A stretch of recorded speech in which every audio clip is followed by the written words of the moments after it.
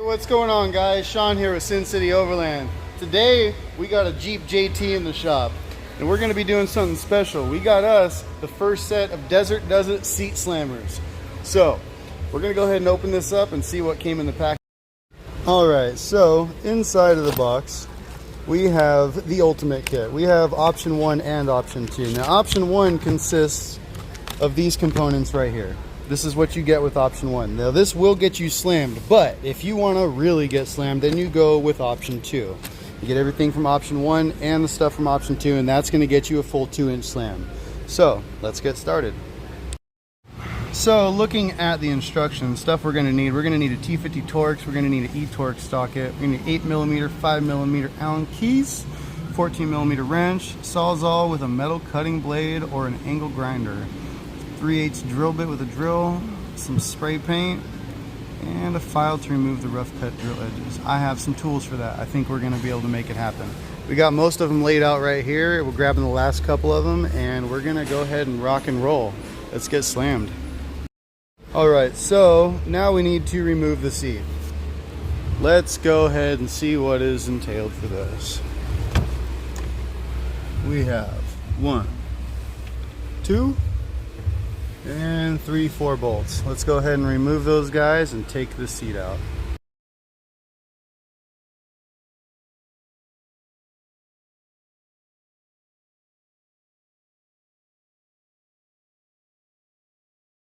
Now once you got the seat unbolted, you're going to want to go ahead and come underneath of it, and you're going to have to remove the couple of plastic connectors that are right over here. You see the one large one and the smaller yellow one. So go ahead and unplug those and remove it from the bottom of the seat. After you got your seat pulled out of your vehicle, don't be tempted to eat the candy that's been sitting there for a while. I mean, it might look delicious, but just don't do it, okay?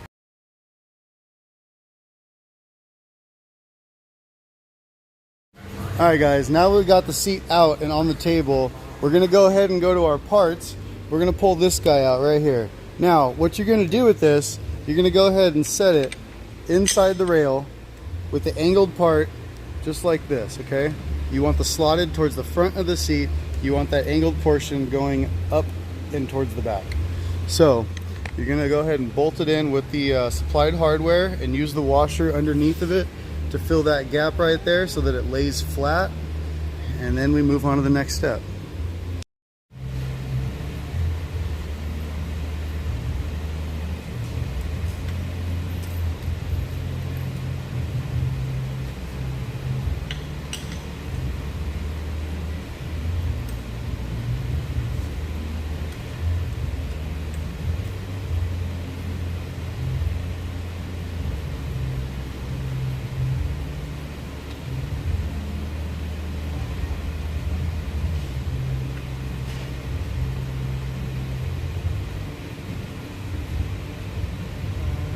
And now we get ready to hack it off.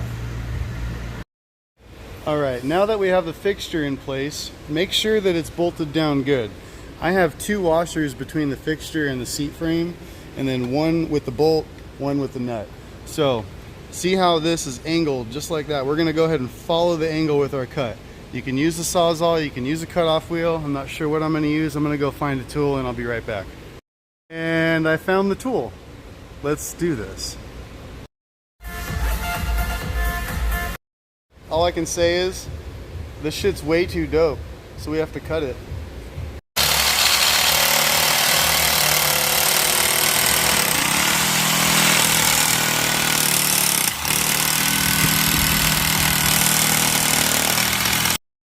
Alright, now that we have it cut off, see, we followed that contour. We're going to go ahead and clean it up a little bit more with a grinder and a sander, but we'll go ahead and switch the template over to the other side after we drill these 2 holes.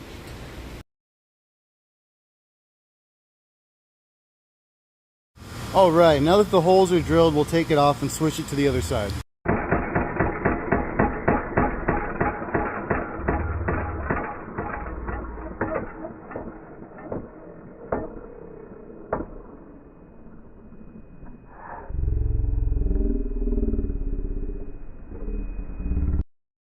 While Rodney's over here drilling the rest of these holes, I'll just go ahead and tell you guys, you can also find products for Tacomas, for Dodge, Chevy, Ford.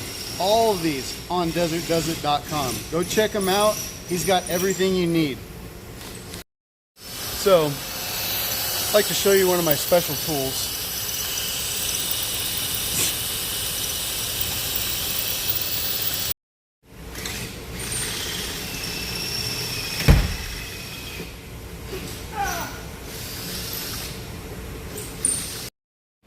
Now that we have both sides cut off and the holes drilled on both sides, we're going to go ahead and remove the bracket, clean these up, and carry on to the next step.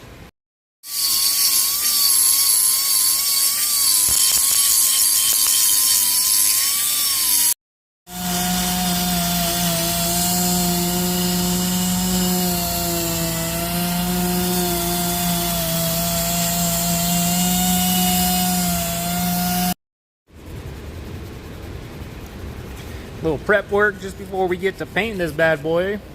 Yeah, if you want your paint to stick, I go ahead and scuff it up just a little bit. Okay. Give her a little scuffer.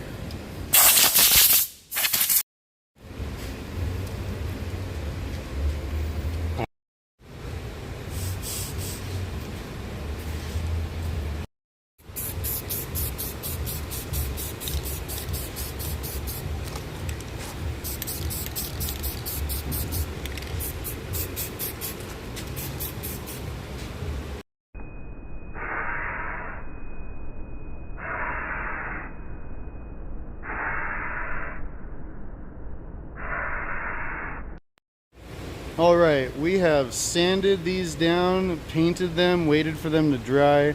We had to speed up the process just a little bit with the heat gun, but now it's ready to go. So the next step is to take the seat and put it into the Jeep before you throw any of the other parts onto the seat. So let's go ahead and take this guy and get it in there.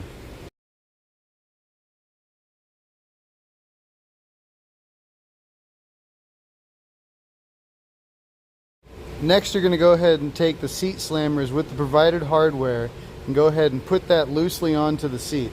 You need to make sure that the step is facing down when you put it on the seat though. So let's go ahead and put them on.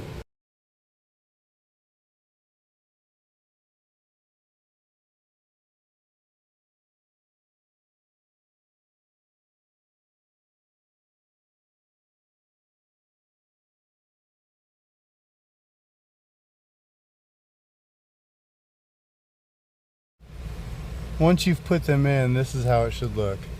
You should have the cutout facing up, the step is down, you got your 2 bolts provided right inside there. Looking good. Next step. Alright, next we're going to go ahead and go over what you get in the option 1 kit. You get 4 bolts of the hardware, and you get 6 shims. You get 4 1/4 inch and 2 1/2 inch. Now, if you're looking to go with the 1 inch drop over factory, you're going to take 2 1/4 inch and 1 1/2 inch on each of the rear, and only in the rear you're going to use the shims. You can go to 1 1/4 inch drop in the rear by taking one of those quarters and putting them into the front. Or you can go to the third option, which is taking out the 2 rear ones and only putting 1/4 in the front and the 1/2 inch in the rear. That's going to get you 1.5 inch drop overall. Now that's what you get with option 1. If you bought the full kit that comes with option 2, you also got these 2 guys right here. Now these 2 are going to go on the front of the seat. So you go ahead and throw those on there and then put the seat in and see how you like it. If you feel like it's too much of a lean, you can add shims back to the rear and get the seat to where you want it to be. So let's go ahead and try these options out and see which one works best for this. So, starting with the first option, we're going to go ahead and take a couple of the bolts that are supplied, the 2 shorter ones, and we're going to put them in the front with no shims. Let's go ahead and throw them in. Now, you're going to notice that this side's not going to want to go all the way down until you put some shims in the back. So now that I kind of got this side over here in place, I'm going to go ahead and lift up the back and get the shims in so that this side will actually sit down without me having to force the seat. So I'm going to go ahead and lift up, throw the whole stack of 2 1/4 and a 1/2 underneath one of the sides, and use your longer bolt into the slammer. It would have helped if I slid the seat back, but you can finagle it in there. It's not too bad. And now I'm not even trying to tighten them yet. I'm just trying to get those spacers underneath there with the bolt holding them in line so that I can go back to the front and tighten the front down where it needs to be. So get your shims just to hold it up.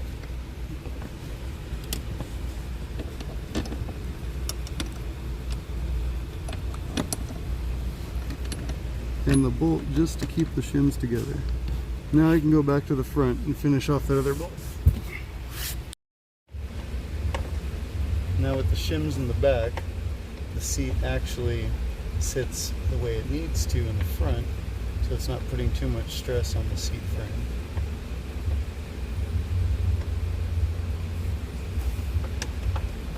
We're just looking to get these finger tight at the moment.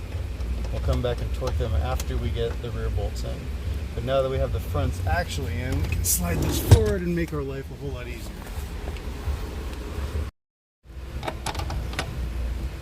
So you're going to want to go ahead and grab that 15mm socket now, so that it makes your life a lot easier with the cutout here.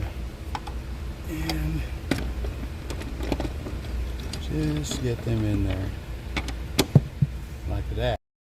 Now this is option one. Full stacks in the back on both sides. Nothing in the front. Just sitting down. That is option one, 1-inch drop in the rear. So to go to the second one, you would take one of the 1/4-inch spacers out of the back on each side and move them to the front. Then you can go to the third one, which is also taking another 1/4-inch spacer out of the back and having an 1.5 inch drop. Now, I'm not going to take the time and show you guys that part because it's pretty self-explanatory. Just move the spacers around. We are going to go ahead and throw it to the option 2 though, which is the full 2-inch drop in the back. So let's go ahead and check that one out. So you're going to want to go ahead and lean the seat back and get it out of the way. Now, with these, you notice that one side is countersunk basically, so you can drop the head of one of the factory screws into it. That side goes up. You also want to put the ears of it facing backwards. So go ahead and put both of them in using the factory screws and torques a bit right here. Now, some of you might be wondering, which hole do I use? There's 2 threaded holes on here, and what are these 2 other holes for? Now, this is something that does not come in your kit, but I'm going to show you. This is for the adjustable front seat jackers for the JL. Now, that would normally go like that if you were trying to get the front jacker to the taller height with just the front adjusters. But that's not what we're going over today. We're going over seat slammers, so that doesn't... Alright, so next we're going to go ahead and take the factory bolts and mount these front blocks back into the Jeep. You want to make sure that the ears are pointed backwards when you're putting them in. Just mount them down. Get the other factory screw, come over here to the other one and get it mounted down. Also with the ears pointed backwards.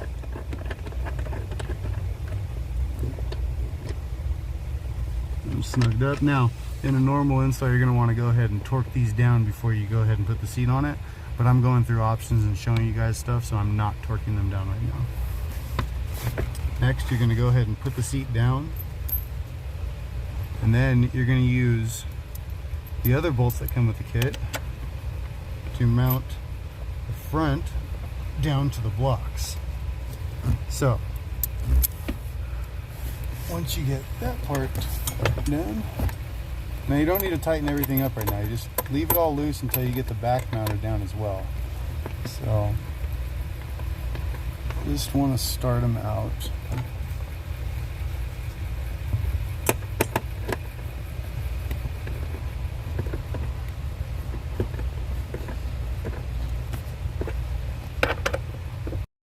You're going to want to slide the seat back forward so that you have room to work with when you're going behind the seat now. But we'll come back over here, and now we need to go ahead and secure these. So set you on down and because we leave everything loose until we're done, it's not going to be a problem here. But now, you don't have to put any shims in the back with those two front blocks. You can leave it just like this, and that gives you a full 2-inch drop. But if you want to bring some back, you have the option on adding either a 1/2 inch shim or a 1/4 inch shim, or stacking them, getting it back however you want it. If you're a shorter person and you're looking to gain all the height, you know, you can go ahead and bring it back up 1 inch in the rear, and you're going to gain a good comfort and good viewing still. So, you know, it really is very adjustable forward and back. It's just a matter of preference. You got to kind of play with it and see what you like. If you're a taller person, you're probably going to want to slam it all the way. Yeah, you just got to play around. But let's go ahead and finish up this install, and I'm going to set it to how the customer would like it, and we'll move forward. Alright, now I have gone ahead and secured everything in. I have torqued it all down. The rear seat slammers are in place, and the front jackers are in place as well.